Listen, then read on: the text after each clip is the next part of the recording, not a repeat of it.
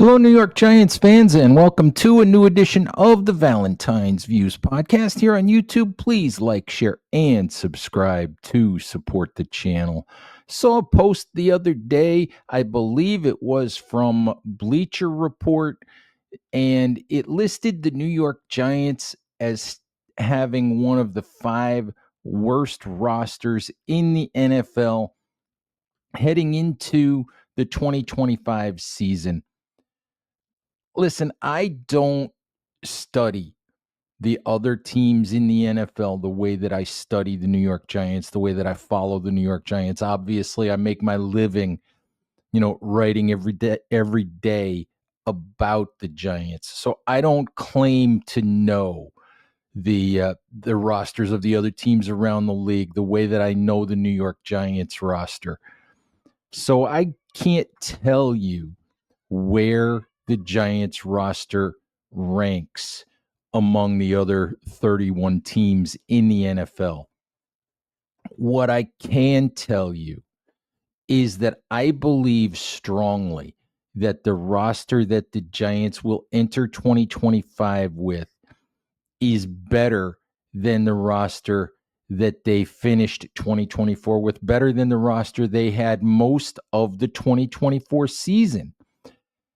I think I said this in my interview the other day with Jordan Palmer here on the channel.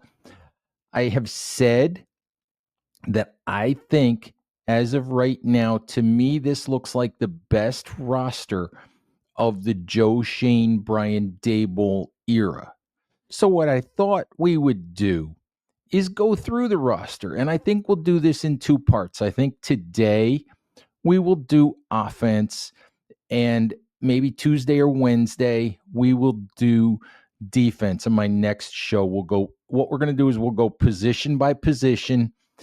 And I will tell you whether I think the Giants are better, worse, or the same at each position as they were a year ago. So let's start with the offense. Now, mind you, Joe Shane, the GM, Brian Daboll, the head coach, they have more or less throughout the offseason, they have looked at the offense, which was 31st in the league in scoring a year ago, was I think 32nd the year before that, 30th to 32nd. I don't have it right in front of me, but it wasn't good. All right, 31st a year ago. Not good at all with Brian Daboll calling the plays, not what the Giants had hoped for.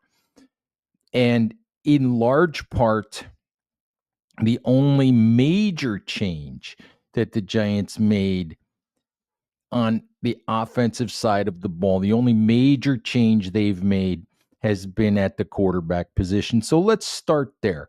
2024 Giants quarterbacks: Daniel Jones, Drew Lock, Tommy DeVito, Tim Boyle.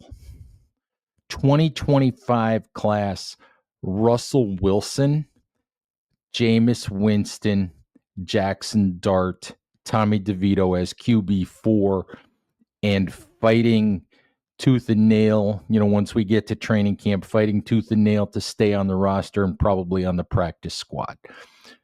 But very, very clear that you can look at Russell Wilson and you can say, well, he's not the quarterback that he used to be. He's 37. He doesn't run like he used to. He had things didn't go well for him in Denver. Then after a year, the Pittsburgh Steelers decided to move on from Russell Wilson. And the reality of it is, this version of Russell Wilson, whatever you think of Russ, whatever you think of what he may no longer be, this version of Russell Wilson remains a good player, a better quarterback than the Giants have had since Eli Manning. Better quarterback now than Daniel Jones has been throughout his career. So clearly, the Giants are better at quarterback, at QB1. Jameis Winston, to me, really good backup quarterback. Obviously, guy you don't want playing 17 games, too inconsistent, too up and down, but a guy whose personality will help the football team, guy whose locker room presence will help Jackson Dart as he develops, and and a guy who can play occasionally for you and, and have some good performances. He'll have some crazy performances, and sometimes those will come in the same game. Some awful performances. Sometimes they'll be throw to throw. Sometimes it'd be series to series, quarter to quarter. You never know exactly what you're going to get from Jameis Winston, but what you're going to get is a professional effort at the very least.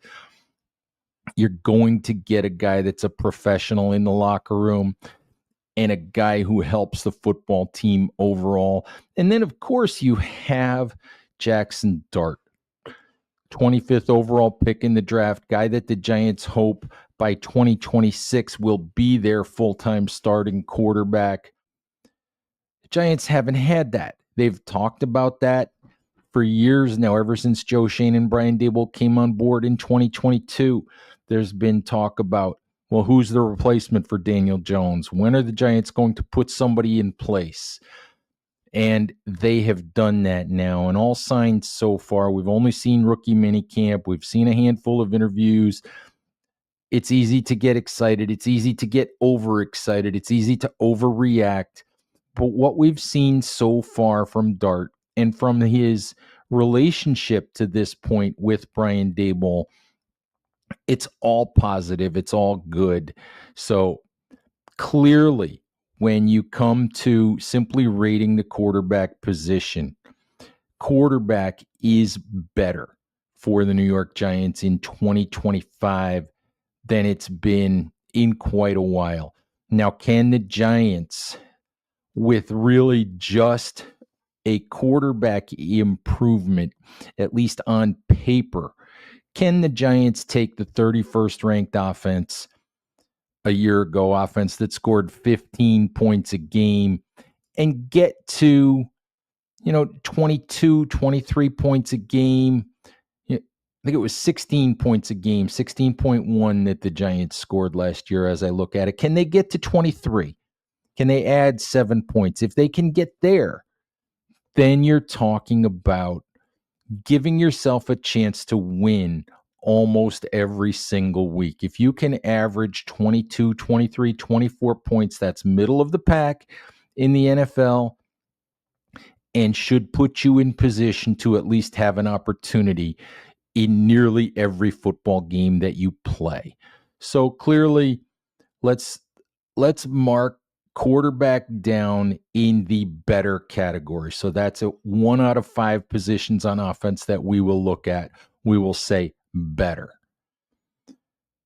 Let's look at running back now. Last year, the Giants, obviously moving on from Saquon Barkley, began the year with Devin Singletary as the starting running back.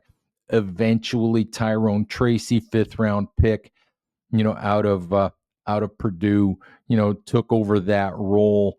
And Tracy had an outstanding season for a rookie, finished with 1,100, I think it was 1,100 total yards of offense, 1,123 total yards of offense. Really impressive, 839 yards rushing, average of 4.4 yards per carry. All of that despite the fact that he barely played in the first 4 games of the season. First 4 games of the season, he had 12 carries and 4 receptions, so 16 touches overall. And, obviously, that's not a lot. He ended up with 192 carries, 38 receptions. So Tyrone Tracy, really good player. Devin Singletary, of course, still on the roster right now. Don't know if Singletary will be running back 2 or running back 3. But the Giants, of course, drafted Cam Skattebo, the powerhouse running back in the 4th round out of Arizona State. And Scattaboo gives the Giants a power runner that they didn't have a year ago, brings them some attitude, brings them an obvious upgrade. Let's not even talk about Singletary, but he brings the Giants an obvious upgrade over Eric Gray, who was the third back a year ago, Dante Miller, who's on the practice squad a year ago. So clearly, for me, this is another position where the Giants have more depth, more options, more versatility. One of the amazing things about Tyrone Tracy is that Tyrone Tracy was a wide receiver for most of his college career until his final year of college. The odd part about that is when you watch Tyrone Tracy play, the odd part is Tyrone Tracy does not catch the ball incredibly well. He did have 38 receptions last year, but he had a few drops, had a few situations where there were balls that I felt like he could have and should have caught that he didn't catch. I'm trying to look here and see if he actually had, according to Pro Football Reference, he had 5 drops in 53 targets. That is a drop percentage of 9.4%. That really is not acceptable. Cam Scattaboo is a guy who in college was very, very useful in the pass game.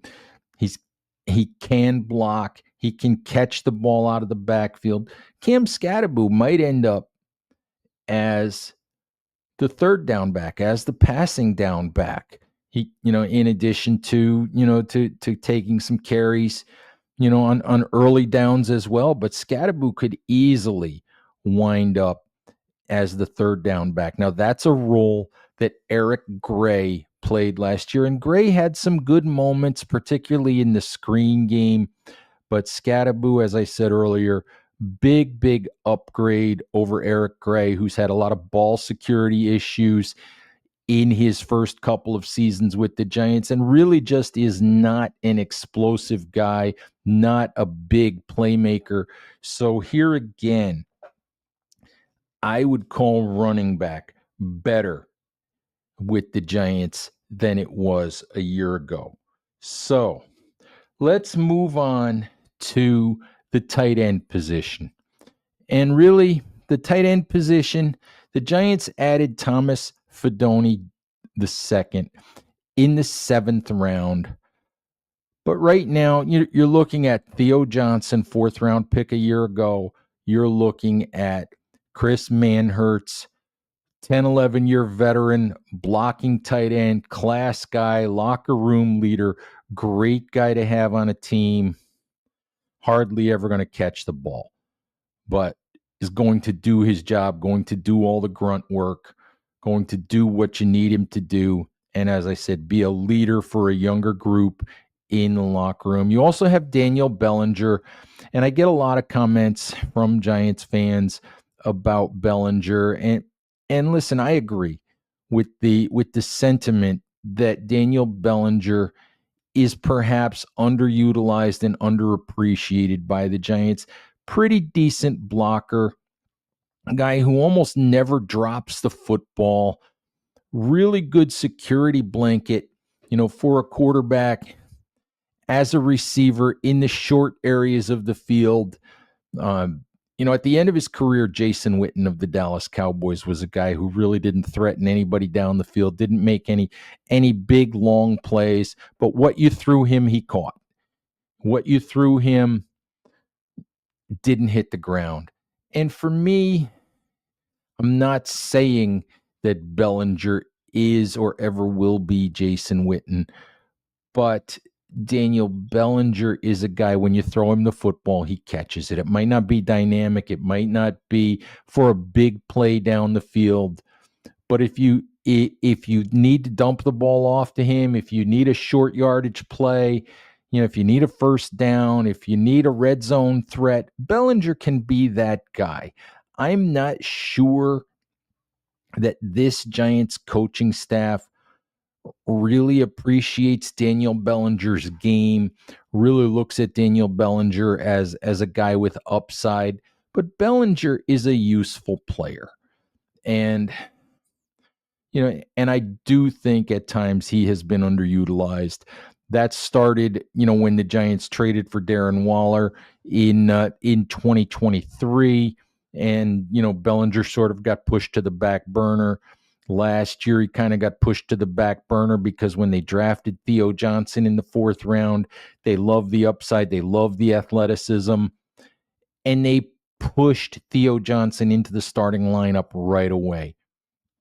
So I'm a Bellinger fan. I'd love to see Bellinger get more opportunities. I do understand what they see in Theo Johnson. They see a bigger, somewhat faster, somewhat more athletic player with a little bit more ability to be dynamic down the football field as a pass catcher, guy who, because of his size, could also potentially be a better blocker than Bellinger, so maybe be a better all-around player. I'm not 100% sold that Theo Johnson's ever going to get to where the Giants hope he will, that he'll ever really turn into a top tier tight end. Again, it's a guy that was drafted in the fourth round. We'll have to wait and see. But overall, because we don't know what we're going to get out of Thomas Fidone, in my way too early 53-man roster projection, I actually had Fidone not making the roster. I had him ending up on the practice squad because I couldn't see a way to keep 4 tight ends on the roster. If you can keep 4 tight ends on the roster, then obviously you keep Fidone and you've got the young tight end. But I'm wondering if Fidone lands on the practice squad as a developmental player and maybe as a long-term replacement for a guy like Bellinger or Manhertz, who is on a sort of year-to-year basis, year-to-year contract with the Giants at this point. So for me at this point, it's the same group of players, with the addition of a 7th-round pick. I'm going to say that the tight end room is the same as it was a year ago. Not better, not worse, but the same. Much will depend on the development of Theo Johnson, who will be coming back from a Lisfranc injury. Obviously, those things are tricky. Reports right now, everything that the little bits that we've seen and heard seem to indicate that Johnson's on track, that he'll be fine, that he should be a full go, if not during OTAs, probably at least during training camp.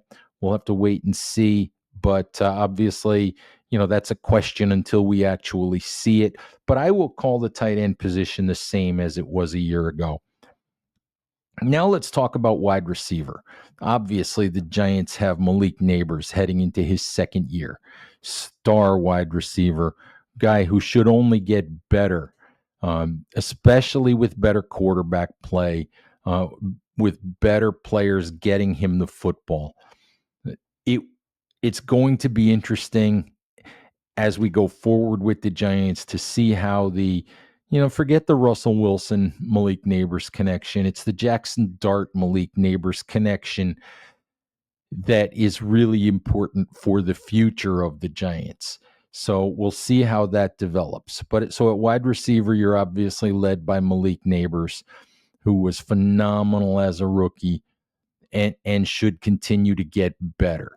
You have Darius Slayton, and I'm still surprised that Darius Slayton is back with the Giants, to be honest with you. I thought Slayton was out the door at the end of the season. I remember talking to Slay at the end of the year and being around Slay in the locker room, and you could just tell that Slay sort of felt like he had reached the end of the line with the Giants. He was beaten down. He was tired of the losing.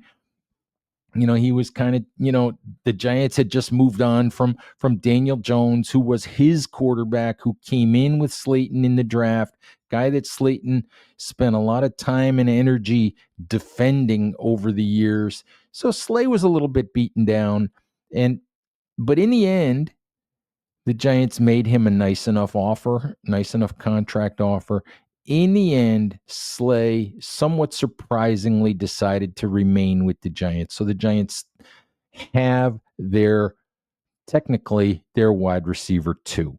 Wan'Dale Robinson caught more than 90 passes in 2024, his best season as an NFL player.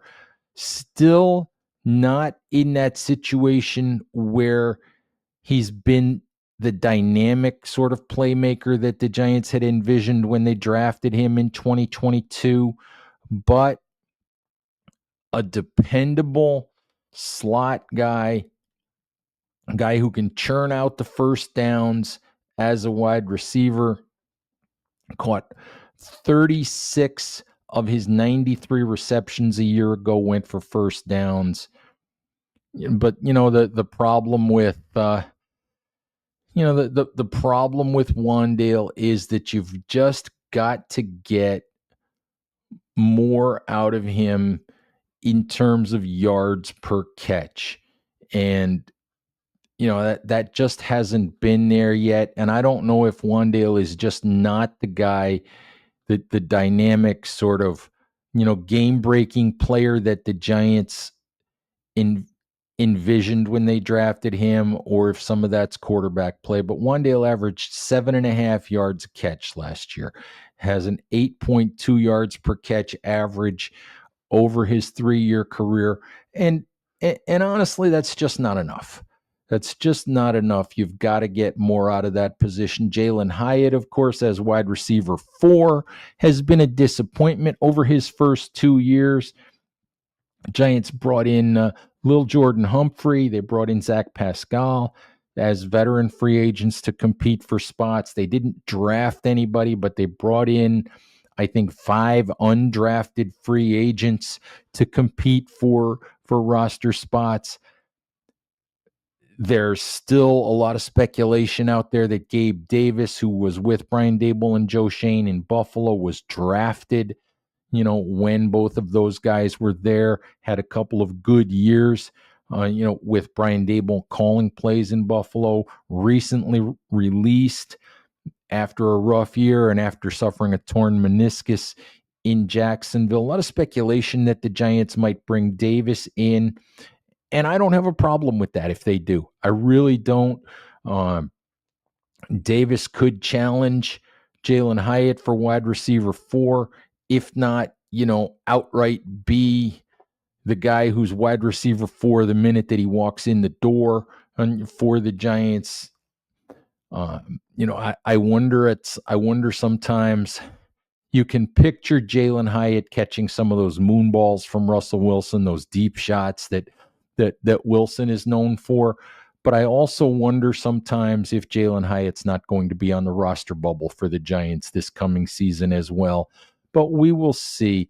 You look at it in terms. So let's get back to in terms of grading this wide receiver group in terms of better, worse, or the same.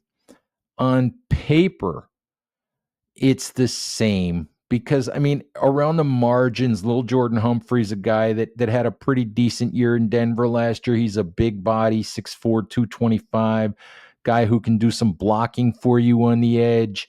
Maybe they bring in Gabe Davis and the roster looks a little different.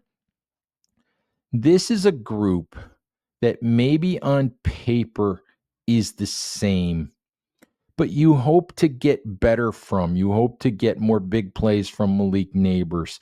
You hope to get more yards after catch from Wan'Dale Robinson. You hope to find a role for Jalen Hyatt.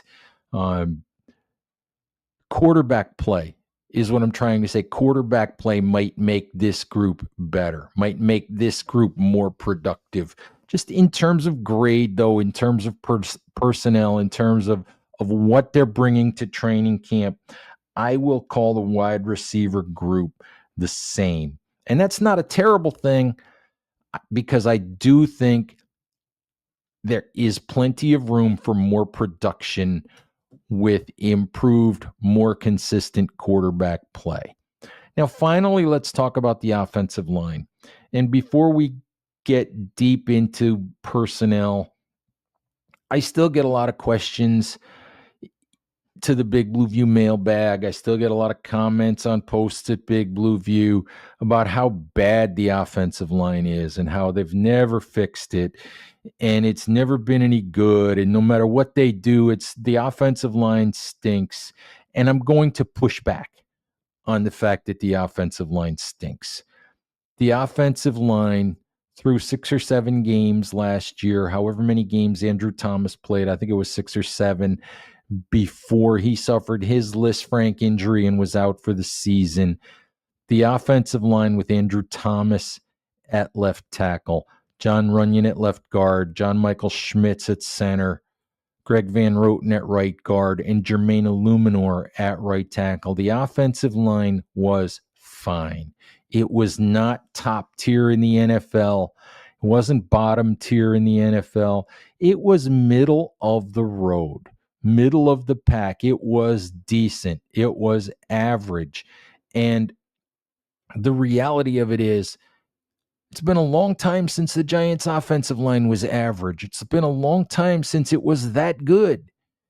So for me, the offensive line was fine until the injuries started to mount, until the sort of soft underbelly was exposed, the fact that they still didn't have a swing tackle. They still, they didn't draft any young offensive lineman a year ago to have a young player in the pipeline if something happened injury-wise. So they tried Josh Azudu at left tackle, and they tried that a year ago, and that didn't work either. And so it didn't work in 2024. They tried Chris Hubbard, who was a 10, 11, 12-year veteran who had played mostly right tackle. They brought him in off the Pittsburgh Steelers practice squad, tried to play him at left tackle, and that didn't work very well either, which was predictable because he's a right tackle at the end of his career. Finally, they moved Jermaine Illuminor to left tackle, and that worked out fine, except that they had to replace Illuminor on the right side. They put Evan Neal back at right tackle. Neal did okay, but you had a bunch of moving parts. You also had John Runyon Jr. playing left guard, playing all season. We found out at the end of the year he played the entire season with a separated shoulder. So you can be unhappy with the way Runyon played if you want to be, but realize that he played the entire season with one arm. And that's really, really difficult thing for an offensive lineman to do. So I think that the offensive line as a starting group, if Andrew Thomas comes back and is the player that he used to be, or somewhat close to the player that he used to be, Jermaine Illuminor goes back to right tackle and continues to play well as he did a year ago. John Michael Schmitz continues to show some improvement at center. Took a pretty big jump from his rookie year to his second year. Needs to continue. That improvement needs to continue to happen. But his career arc seems to be moving in the right direction. John Runyon Jr., if he's healthy, should be solid. The question will be at right guard, where Greg Van Roten is 35. Played well enough a year ago, but at 35, 36 years of age, it's not going to last forever. Can Evan Neal be the right guard? We don't know. Can Jake Kubas be the right guard? We don't know.